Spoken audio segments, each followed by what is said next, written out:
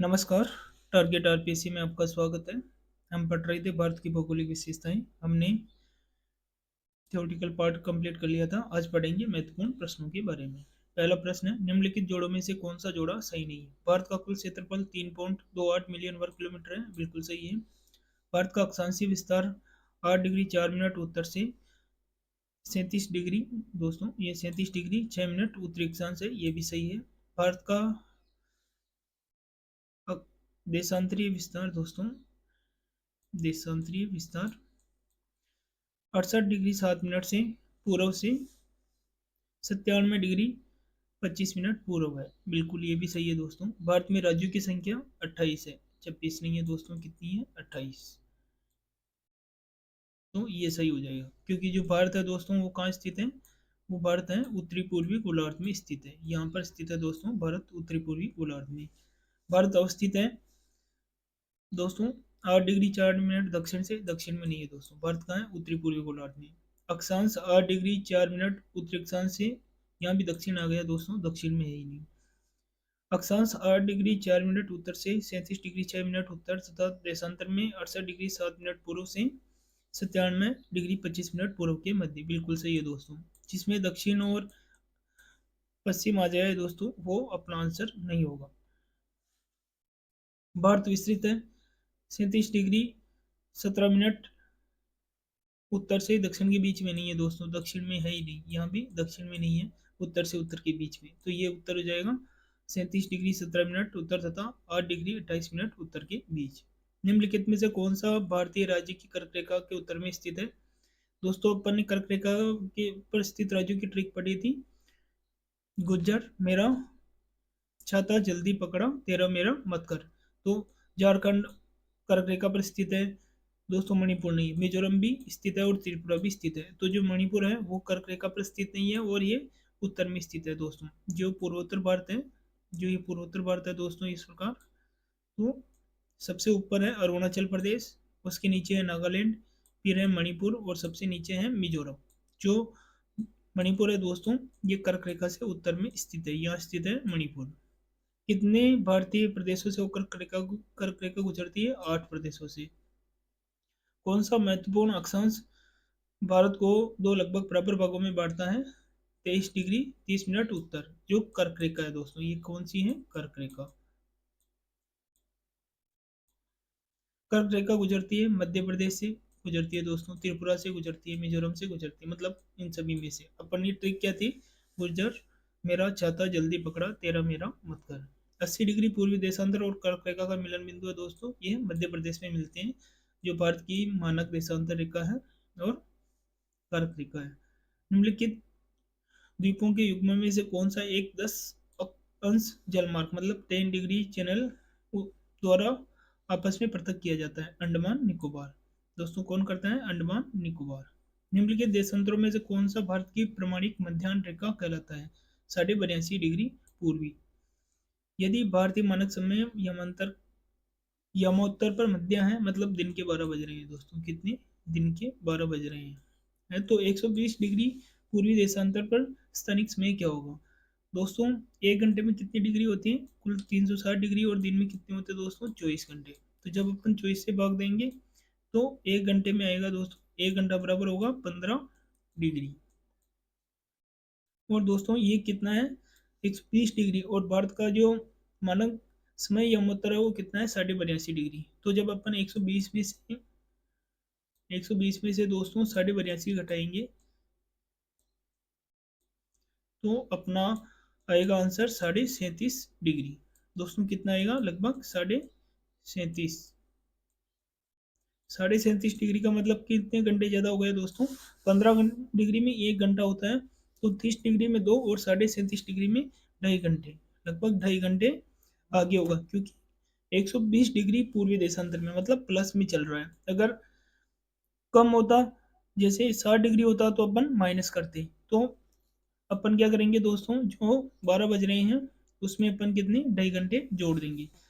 12 plus, तो 12 के बाद अपन 2 2.5 घंटे जोड़ेंगे दोस्तों, तो ये कितना हो जाएगा? दिन के 2:30 बजे, मतलब 14:30 बज रहे होंगे उस टाइम। भारत मानक समय की यमोत्तर नहीं गुजरता है दोस्तों। आंध्र प्रदेश से गुजरता है, महाराष्ट्र से नहीं गुजरती है जो भारत की यमोत्तर समय रेखा है। छत्तीसगढ़ से गुजरती है, उत्तर प्रदेश से गुजरती है। भारत मानक देशांतर रेखा 82 पूर्व देशांतर 5 राज्यों से गुजरती है, उत्तर प्रदेश, मध्य प्रदेश, छत्तीसगढ़, उड़ीसा और आंध्र प्रदेश। निम्नलिखित में से कौन मालदीव के साथ समुद्री सीमा बनाता है?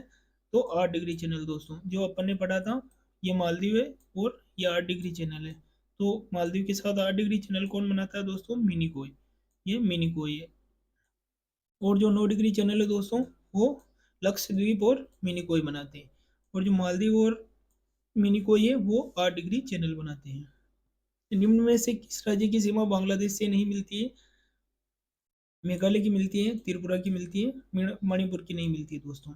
जो ये पूर्वोत्तर भारत है अपन देखते हैं, तो जो मिजोरम है ये कर्क रेखा पर स्थित है और इसकी सीमा म्यांमार तथा बांग्लादेश से मिलती है, लेकिन जो मणिपुर है दोस्तों इसकी सीमा केवल म्यांमार से मिलती है। म्यांमार की सीमा के सारे भारत के राज्यों का उत्तर से दक्षिण का सही क्रम है। तो अपन दोस्तों सबसे पहले देखते हैं, सबसे ऊपर है अरुणाचल प्रदेश, उसके नीचे है दोस्तों नागालैंड, उसके नीचे है मणिपुर और मिजोरम कर्क रेखा पर स्थित है जो सबसे अंतिम में है दोस्तों। तो मिजोरम सबसे लास्ट में आ जाएगा, यह है मणिपुर, यह नागालैंड है दोस्तों, और यह है अरुणाचल प्रदेश। तो सबसे ऊपर कौन आएगा? अरुणाचल प्रदेश। तो ये तो ऑप्शन में ही नहीं दोस्तों। दूसरा है नागालैंड, तो ये भी कट गया। तीसरा है मणिपुर और चौथा है मिजोरम। तो दोस्तों ये ऑप्शन सही हो जाएगा। बांग्लादेश की सीमा से लगे भारत के राज्य हैं दोस्तों। बांग्लादेश से कितने राज्य सीमा बनाते हैं? एक पश्चिमी बंगाल बनाता है, नागालैंड नहीं बनाता दोस्तों। नागालैंड इसमें भी है, नहीं बनाएगा। मेघालय बनाता है, असम बनाता है, पश्चिम बंगाल और त्रिपुरा दोस्तों ये सभी बनाते हैं। और इसके अलावा एक और कौन सा राज्य है? मिजोरम। निम्नलिखित में से किस राज्य की सीमा भूटान राष्ट्र के साथ नहीं मिलती है? सिक्किम की मिलती है, मेघालय की नहीं मिलती है दोस्तों। मेघालय केवल बांग्लादेश के साथ सीमा साझा करता है। अरुणाचल प्रदेश और पश्चिमी बंगाल की मिलती है। हिमालय की रचना समानांतर वलय श्रेणियों में हुई है, जिसमें प्राचीनतम श्रेणी है वह हिमालय श्रेणी। हिमालय में मुख्य सीमा भ्रंश एमसीटी पृथक करता है दोस्तों। ये करता है मान हिमालय और लघु हिमालय को। जो अपन क्रम में पढ़ा था, सबसे ऊपर मान हिमालय, उसके नीचे है दोस्तों मध्य हिमालय या लघु हिमालय, और सबसे नीचे है उप हिमालय दोस्तों, जिसे शिवालिक श्रेणी भी बोलते हैं।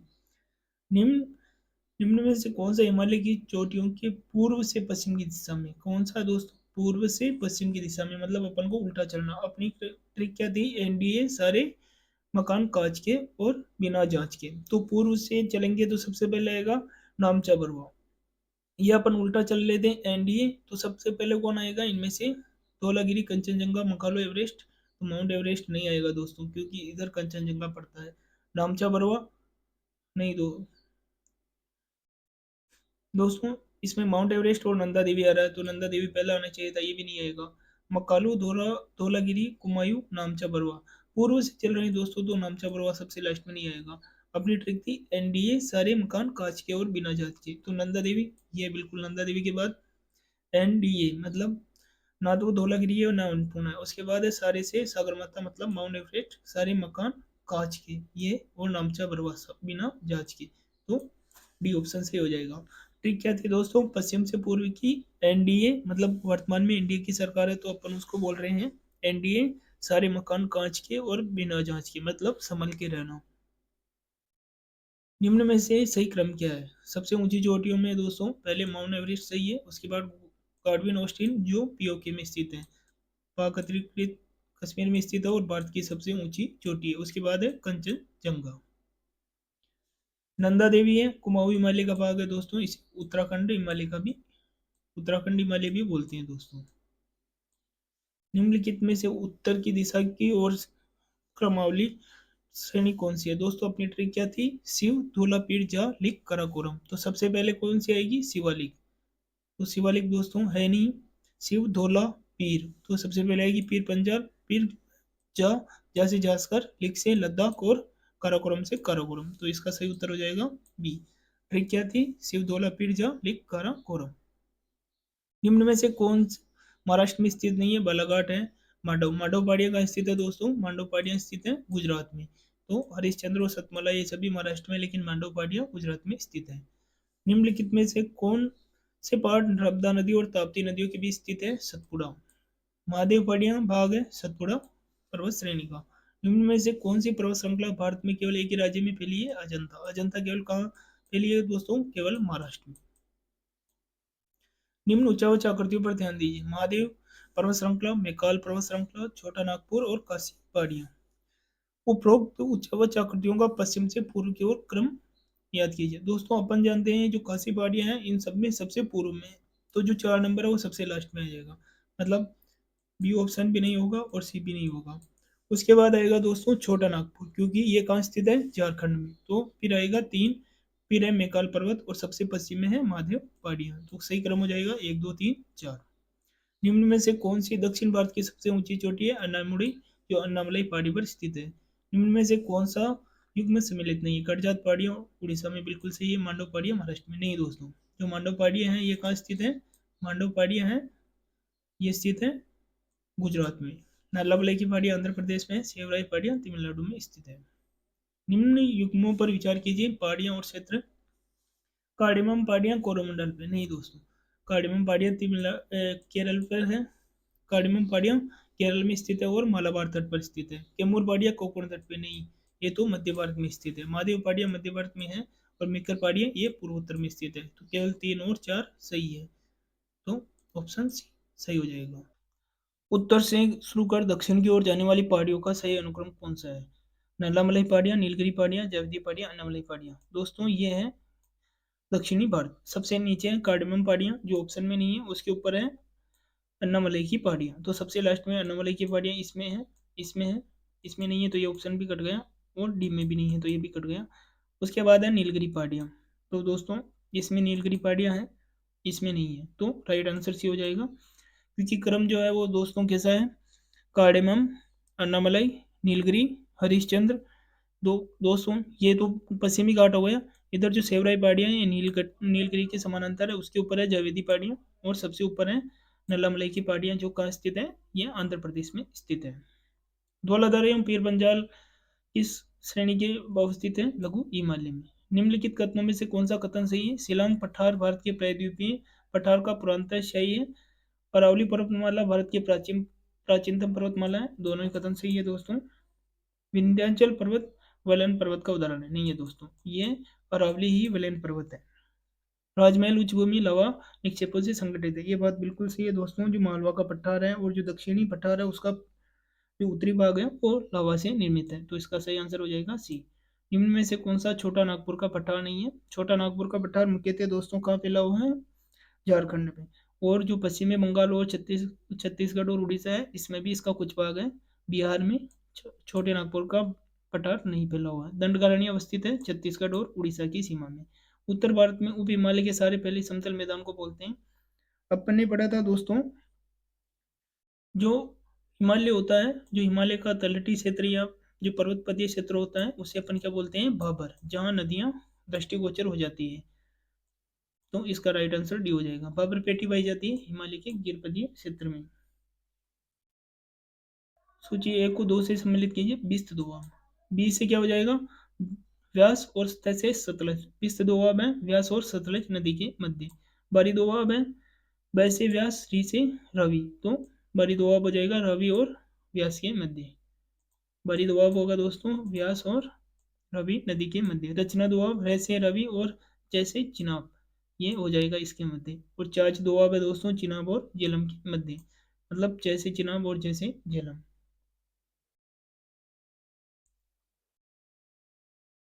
गंगा का मैदान जो पुरानी कछारी मिट्टी है कहलाता है दोस्तों, वो कहलाता है बांगर। क्योंकि पुरानी कछारी मिट्टी अनुपजाऊ है और कंकरीली है, तो वो कहाँ पाई जाती है? जो भूट क्षेत्र होते हैं वो बांगर क्षेत्र में पाए जाते हैं। बांगर मैदान में। भारत का सबसे अधिक विस्तृत भू आकृतिक प्रदेश है दोस्तों। भारत का सबसे विस्तृत जो भू आकृतिक प्रदेश है वो है दोस्तों उत्तरी मैदान। क्योंकि जो उत्तरी मैदान है दोस्तों दक्षिणी पठार, उत्तरी पर्वत, तटीय मैदान, थार का मरुस्थल, तटीय क्षेत्र, पश्चिमी घाट या पूर्वी घाट, सब में बड़ा कौन सा है दोस्तों? उत्तरी मैदान। मानचित्र ए बी सी डी द्वारा अंकित क्रम से है दोस्तों। जो ए दिख रहा है ये क्या है दोस्तों? ये दिख रहा है जो ये रिफ्ट घाटी क्षेत्र है। मतलब जो गुजरात और मध्य प्रदेश और महाराष्ट्र की सीमाओं में फैला हुआ है। तो ए पे आएगा रिफ्ट घाटी क्षेत्र। बी दोस्तों, बी और सी। तो जो छोटा नागपुर का पठार है दोस्तों, ये झारखंड में स्थित है, जो सी में आएगा। और जो छत्तीसगढ़ का मैदान है वो पहले आएगा। तो बी नंबर पे क्या आएगा दोस्तों, छत्तीसगढ़ का मैदान। पहला रिफ्ट घाटी क्षेत्र, तो ये भी नहीं है, ये भी नहीं है। दूसरा है छत्तीसगढ़ का मैदान। तीसरा है छोटा नागपुर का पठार। और डी है वो वृष्टि छाया प्रदेश है। वो कहाँ स्थित है दोस्तों, वो स्थित है पश्चिमी घाटी के पूर्व में। तो इसका राइट आंसर हो जाएगा सी। कांगड़ा और कुल्लू घाटियां स्थित है दोस्तों। कांगड़ा और कुल्लू घाटियां कहाँ स्थित है, ये मध्य हिमालय या लघु हिमालय में। औलिया अपतटीय क्षेत्र निम्नलिखित में से कहाँ स्थित है, खंबात की खाड़ी में। ये नर्मदा नदी की मुहाने पर स्थित है। कोकण, कनारा और मालाबार उपप्रदेश स्थित है। ये दोस्तों किसके हैं, कोकण, कनारा, मालाबार, ये सभी पश्चिमी घाट के। निम्नलिखित में से हिमालय की सबसे पश्चिमी चोटी कौन सी। अपनी ट्रिक क्या थी दोस्तों, पश्चिम से जाने के लिए एनडीए सारे मकान कांच के और बिना जांच के। मतलब अपन बोल रहे हैं भारत सरकार जो वर्तमान में एनडीए की सरकार है, तो गठबंधन की सरकार है, तो हम बोल रहे हैं कि ध्यान रखना, एनडीए ध्यान रखना, क्योंकि जो सारे मकान है वो कांच के और बिना जांच के। तो एनडीए, एन से नंदा देवी नहीं है दोस्तों, डी से धौलागिरी। तो राइट आंसर हो जाएगा धौलागिरी। शिवालिक पादीय क्षेत्र के सारे वह भाग जहाँ अधिकांश नदियां अधिक सांद्रता के कारण विलुप्त हो जाती हैं कहलाता है बाबर। अपनी ट्रिक क्या थी दोस्तों, ये हिमालय है, हिमालय के जस्ट तलहटी क्षेत्र में कौन सा क्षेत्र था, बाबर। बाबर के नीचे तराई, और जहाँ से नदी निकलती है उसके आसपास का क्षेत्र क्या था दोस्तों, खादर। और जो खादर क्षेत्र है उसके ऊपरी क्षेत्र को अपन क्या बोलते थे दोस्तों, बांगर। तो दोस्तों जो बाबर क्षेत्र है वो इसका राइट आंसर हो जाएगा। नाथुला दर्रा सिक्किम में स्थित है। सर्वाधिक वर्षा वाला स्थान मेघालय में है। पुलिकट झील ये दोस्तों केरल में है। पीरबंजाल श्रेणी, तो दोस्तों कौन सा दक्षिण से उत्तर की ओर है, तो दक्षिण से अपन की ट्रिक थी धौला पीरजा लिख कराकोरम। तो शिव धौला पीरजा, तो ना तो शिव है ना धौलाधर है, पीर पंजाल, शिव धौला पीरजा लिख कराकोरम। तो पीर पंजाल, जास्कर और कराकोरम, ये इसका सही आंसर हो जाएगा। दून और हिमालय क्षेत्र कहाँ स्थित है, दून और है दोस्तों शिवालिक हिमालय में। पूर्व हिमालय की